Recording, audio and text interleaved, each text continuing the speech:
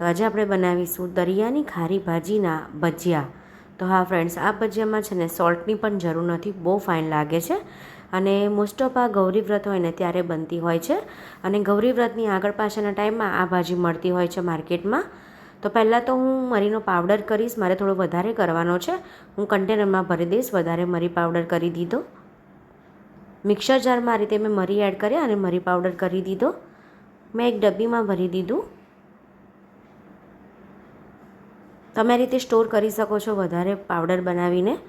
હવે ભાજીને મેં સરસ રીતે વોશ કરી લીધી છે.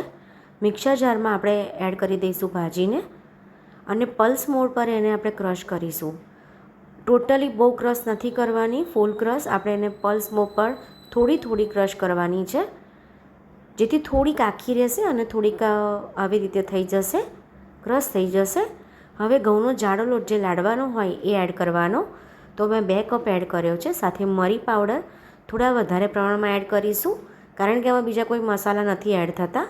સાથે ખાટું દહીં એડ કરવાનું છે અને બધું સરસ મિક્સ કરી દઈશું. જો તમે ગૌરી વ્રતમાં ના બનાવતા હોય તો તમે લીલા મરચાં પણ એડ કરી શકો છો. પાણી એડ કરીશું અને ભજીયા જેવું જો બાઇન્ડિંગ આપણે આવે ને એવી રીતે આપણે એનું બાઇન્ડિંગ કરવાનું છે. આ રીતનું તમે જોઈ શકો છો.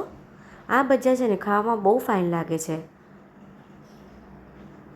આપણું તેલ કમ્પ્લીટ થઈ ગયું છે. લો ટુ મીડિયમ ફ્લેમ પર આપણે આ ભજીયાને તળીશું. કોઈ જ મસાલા આપણે અંદર એડ નથી કર્યા, પણ બહુ જ સરસ એવો ટેસ્ટ આવશે આ ભાજીના ભજીયાનો, જેને દરિયાની ભાજી કહેવામાં આવે છે. તો અત્યાર સુધી ઘણી પણ જગ્યાએ મળતી હોય છે આ ભાજી. તો ઘણા લોકો ગૌરી વ્રત ના કરતા હોય તો પણ આ ભાજીના ભજીયા કરતા હોય અને ખાતા હોય છે. તો લો ટુ મીડિયમ ફ્લેમ પર આપણે ગોલ્ડન બ્રાઉન ના થાય ત્યાં સુધી એને તળી લઈશું. એ સાઈડથી ગોલ્ડન બ્રાઉન ના થાય ત્યાં સુધી આપણે તળી લેવાના છે.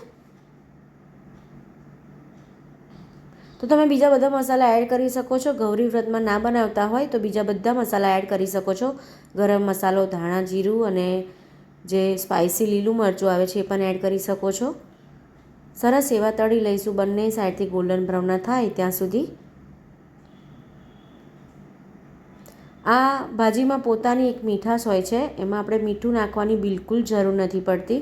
એટલા માટે આપણે મિક્સરમાં પલ્સ મોડ પર ક્રશ કરી, જેથી એની મીઠાશ એકદમ વધી જાય. તમે જોઈ શકો છો કેટલા સોફ્ટ બન્યા છે.